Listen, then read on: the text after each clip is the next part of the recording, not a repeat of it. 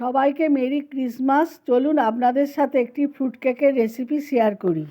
এখানে আমি নিয়ে নিয়েছি 1 কাপ লিকুইড দুধ, 1 কাপ গুঁড়ো দুধ, হাফ কাপ সাদা তেল, 1 কাপ গুঁড়ো চিনি, 1 চামচ বেকিং পাউডার, হাফ চামচ বেকিং সোডা, 2 কাপ ময়দা, 1 ছিপি ভ্যানিলা এসেন্স, 1 ছিপি ভিনিগার, কিছু টুকরো করে রাখা ড্রাই ফ্রুট, কিছুটা কমলা লেবুর জেস্ট, একদিন রাতে ভিজিয়ে রেখেছি কমলা লেবুর রসে, কালো কিশমিশ, সাদা কিশমিশ সব কিছু টুটি ফুটি, আর এটা দারচিনি আর জায়ফল গুঁড়ো করা, সামান্য নুন আর মোরব্বা। প্রথমে আমি লিকুইড দুধটা পাত্রে ঢেলে দিলাম। এবার ওর মধ্যে গুঁড়ো চিনিটা দিয়ে দিলাম।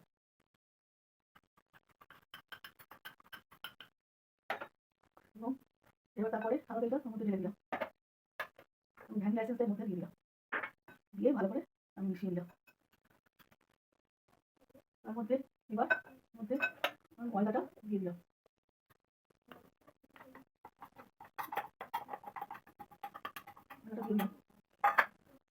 এবার গুঁড়ো দুধটা এর মধ্যে দিয়ে দিলাম।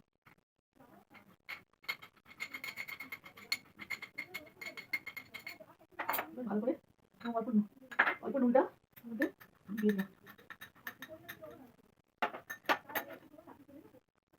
ভালো করে আমি মিশাবো। এর মধ্যে এবার গুঁড়ো করে রাখা দারচিনি আর অল্প জায়ফল গুঁড়ো এর মধ্যে মিশিয়ে দিলাম।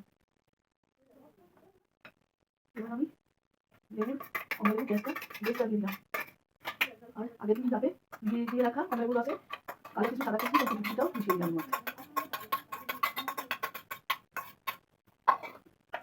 এবার এগুলো ভালো করে মিশিয়ে দেবো খুব ভালো করে।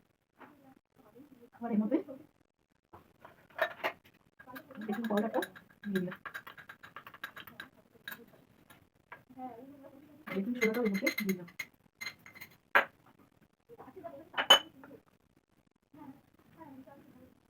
অল্প ভিনিগার এর মধ্যে দিয়ে দিলাম। এবার এর মধ্যে ভালো করে মিশিয়ে নেবো। এবার টুকরো করে রাখা ড্রাই ফ্রুটগুলো এর মধ্যে দিয়ে দিলাম।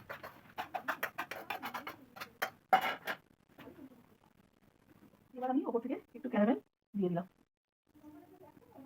এই বাটিটাতে আমি তেল ব্রাশ করে খবরের কাগজ আটকে নিয়েছি, আপনারা চাইলে বাটার পেপারও ইউজ করতে পারেন। এবার কেকের মিশ্রণটা এই বাটির মধ্যে ঢেলে দিচ্ছি।